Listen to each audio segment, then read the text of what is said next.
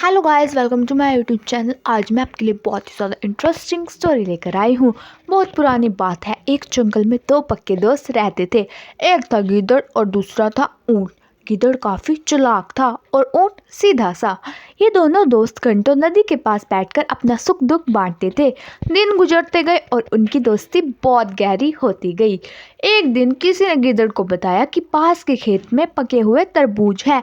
यह सुनते ही गीदड़ का मन ललचा गया, लेकिन वो खेत नदी पार था।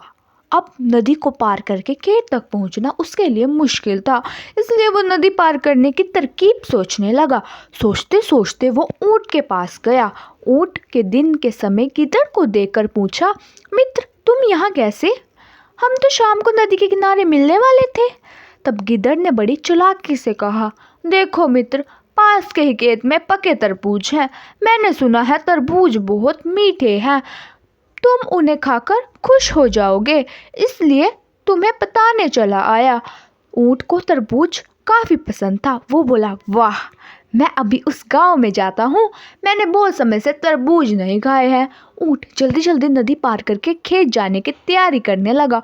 तब भी गिद्दड़ ने कहा, दोस्त, तरबूज मुझे भी अच्छे लगते हैं, लेकिन मुझे तैरना नहीं आता। तुम तरबूज खा लोगे तो मुझे लगेगा मैंने भी खा लिए। तभी ऊंट बोला, तुम चिंता मत करो, मैं तुम्हें अपनी पीठ पर बैठाकर नदी पार करवाऊंगा, फिर साथ में मिलकर तरबूज खाएंगे। ऊंट ने जैसे कहा था वैसे ही किया। खेत में पहुंचकर गीदड़ ने मन भरकर तरबूज खाए और खुश हो गया। खुशी के मारे वो जोर जोर से आवाज़ें निकालने लगा। तभी ऊंट ने कहा, तुम शोर मत मचाओ, लेकिन वो नहीं माना। गीदड़ की आवाज़ सुनकर किसान डंडे लेकर खेत के पास आ गया। गीदड़ चालाक था, इसलिए जल्दी से पेड़ों के पीछे छुप गया। ऊंट का शरीर बड़ा था, इसलिए वो छुप नहीं पाया। किसानों ने गुस्से के मारे उन्हें बहुत मारा। किसी तरह अपनी जान बचाते हुए ऊंट खेत के बाहर निकला। तभी पेड़ के पीछे छुपा गिद्दड़ बाहर आ गया। गिद्दड़ को देखकर ऊंट ने गुस्से में पूछा, तुम क्यों इस तरह चिल्ला रहे थे? गिद्दड़ ने कहा, मुझे खाने के बाद चिल्लाने की आदत है, तभी मेरा खाना पचता है। इस जवाब को सुनकर ऊंट को और गुस्सा आ गया। फिर भी वो चुपचाप नदी की ओर बढ़ने लगा। नदी के पास पहुंचकर उसने अपनी पीठ पर गिद्दड़ को बैठा लिया। इधर ऊंट को मार पड़ने से मन ही मन गिद्दड़ खुश हो रहा था।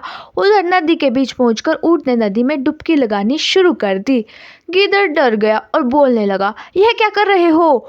गुस्से में ऊंट ने कहा, मुझे कुछ खाने के बाद उसे हजम करने के लिए नदी में डुबकी मारनी पड़ती है।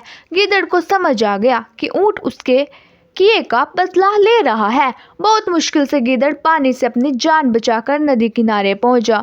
उस दिन के बाद गिद्दड़ ने कभी भी ऊंट को परेशान करने की हिम्मत नहीं की। इस कहानी से हमें यह सीख मिलती है कि ऊंट और गिद्दड़ की कहानी से हमें यही सीखने को मिलता है कि चालाकी हमें कभी भी नहीं करनी चाहिए।